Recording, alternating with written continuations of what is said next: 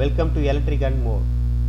Discussing about transformer differential relay working principle. The differential relay will operate on transformer interturn winding fault and including production zone bus bar. The dotted line of the differential relay basically an instantaneous overcurrent relay that operate on the difference of current flowing into primary compared to secondary, including the production. Differential relay are very sensitive to the fault occurred within the production zone, but they are least sensitive to the fault that occur outside the production zone. காமிச்சிருக்கல dot லைனா, அந்த dot லைனுக்குள்ள எந்த இடத்துல fault ஆனாலும் இது very சென்சிட்டிவாக act ஆகி ரிலே ட்ரிப் பண்ணி கொடுக்கும். இந்த ப்ரொடக்ஷன் ஜோனுக்கு அவுட் சைடில் வருது, ஏதாவது ஃபால்ட் ஆகுது சென்ஸ் பண்ணாது இந்த ரிலே. அப்புறம் இந்த ரெஸ்ட்ரெயின்ட் காயில்னு ஒன்று இருக்குது. அந்த ரெஸ்ட்ரெயின்ட் காயில் எதுக்கு, இனிஷியல் டைமில் வந்து இன்ட்ரெஸ்ட் கரண்ட் போய் வரும்.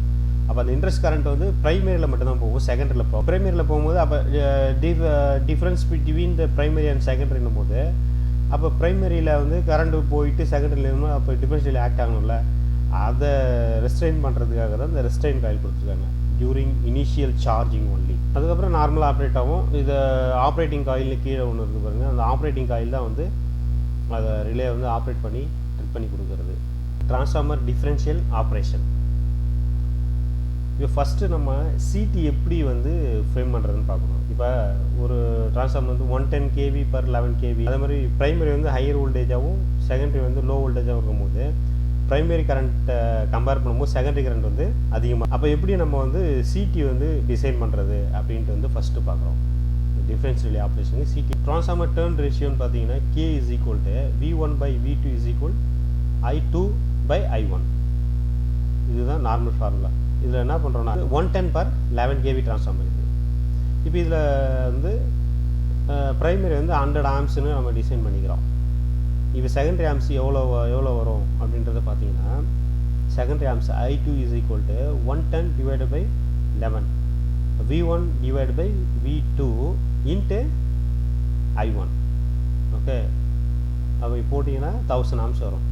இப்போ ப்ரைமரி சிடி 100 ஆம்ஸும் செகண்டரி சிடி 1000 ஆம்ஸும் நீங்கள் போட்டிங்க அப்படின்னா அதில் வரக்கூடிய சிடி செகண்டரியில் வரக்கூடிய கரண்ட் வந்து ரெண்டு சைடுக்கும் சேமாக வரும். அப்போ தான் வந்து டிஃப்ரென்ஷியல் ஆப்ரேஷன் வந்து கரெக்டாக ஒர்க் பண்ணும். அப்படி இல்லை அப்படின்னா அந்த டிஃப்ரென்ஷியல் கரண்ட் வந்து சிடியோட அவுட்புட்லேயே நீங்கள் ஃபார் எக்ஸாம்பிள் ப்ரைமரியில் வந்து ஒரு 100 ஆம்ஸும் செகண்டரியில் வந்து 2000 ஆம்ஸும் செட் போட்டிங்க அப்படின்னா இது வந்து டிஃப்ரென்ஷியல் ப்ரொடக்ஷன் ரிலே வந்து சரியாக வரும். இதில் 0.2 வரும். அப்போ இதுலேயே டிஃப்ரென்ஷியல் வரும்போது டிஃப்ரென்ஷியல் ரிலே வந்து சரியாக ஃபங்க்ஷன் ஆகாது, நான் ஃபங்க்ஷன் ஆகும். அதுக்கு இதை வந்து மெயின் கேஸ் வந்து மெயின் சிடி நம்ம எப்படி டிசைன் பண்ணுறோன்றது வந்து மெயினாக பார்க்கணும். இல்லை அடுத்தது differential relay compare between primary and secondary current of the power transformer. If any unbalance found between primary and secondary the relay will act. இது எப்போயுமே வந்து பிரைமரி செகண்டரி ரெண்டையும் வந்து கம்பேர் பண்ணிகிட்டே இருக்கும். அதில் ஏதாவது டிஃப்ரென்ஸ் வருது அப்படின்னா இந்த ரிலே வந்து ஆப்ரேட் ஆகும். For example during external fault relay cannot operate because no differential happened in I1 and I2. Both current raised evenly, so relay did not operate. During internal fault வந்தீங்க அப்படின்னா relay operate because I1 current increased compared to I2 current. internal fault ரெண்டு டைப்பாக வரும். internal fault என்னும் போது இப்போ நீங்கள் primary மட்டும்தான் சோர்ஸ் இருக்குது, ப்ரைமரி சைடு ட்ரான்ஸ்ஃபார்மர் ப்ரைமரி மட்டும் சைடு தான் சோர்ஸ் இருக்குது அப்படின்னு பார்த்தீங்க அப்படின்னா ப்ரைமரி கரண்ட் மட்டும் இன்க்ரீஸ் ஆகும். செகண்டரி கரண்ட்டு அவுட்புட்டில் எவ்வளோ எடுக்குதோ, நார்மல் கரண்ட் எவ்வளோ ஃப்ளோ ஆகுதோ அந்த ஃப்ளோ மட்டும்தான் இருக்கும். அப்போ செகண்டரி சைடு நார்மலாக இருக்கும். ப்ரைமரி சைடு இன்க்ரீஸ் ஆகும்போது அந்த இப்போ செகண்டரி சைடோட கம்பேர் பண்ணி இந்த டிஃப்ரென்ஷியலே ஆக்ட் ஆகும். நெக்ஸ்ட்டு இன்னொரு கேஸ் பார்த்தீங்க அப்படின்னா இந்த டிரான்ஸ்ஃபார்மருடைய செகண்டரி வந்து இன்னொரு பஸ்ஸோடைய கனெக்ட் பண்ணியிருந்தது, இன்னொரு டிரான்ஸ்ஃபார்மரோடைய சிங்க்ரைஸ் ஆகியிருந்தது அப்படின்னா என்ன ஆகும்னு பார்த்தீங்க அப்படின்னா அதோடைய கரண்ட் ஃப்ளோ செகண்டரியோட கரண்ட் ஃப்ளோ ரிவர்ஸ் டைரக்ஷனாக மாறும். அப்போ அந்த ரிவர்ஸ் டைரக்ஷனாக மாறும்பொழுது என்ன ஆகும் பார்த்தீங்கன்னா I2 டைரக்ஷன் மாறி ட்ரிப்பிங் காயிலுக்கு போகக்கூடிய கரண்ட் ஃப்ளோ வந்து இன்க்ரீஸ் ஆகும். அப்போ இன்க்ரீஸ் ஆகும்போது நமக்கு வந்து ரிலே வந்து ஆக்டிவேட் ஆகி ட்ரிப் பண்ணி கொடுக்கும். அதுதான் differential current. Normal ஆப்ரேஷனில் I1 - I2 தான் இருக்கும். I1 - I2 is equal to 0ன்னு இருக்கும்.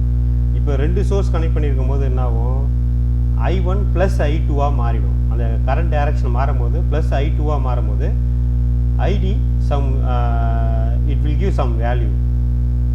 ஸோ அப்போ என்ன ஆகும், ரிலே சடனாக பிக்கப் ஆகி ட்ரிப் கமெண்ட் கொடுக்கும். Relay exceed the preset value, so relay give the trip command to operate the circuit breakers 1 and 2, primary and secondary breaker. Please subscribe my channel. Please press bell icon.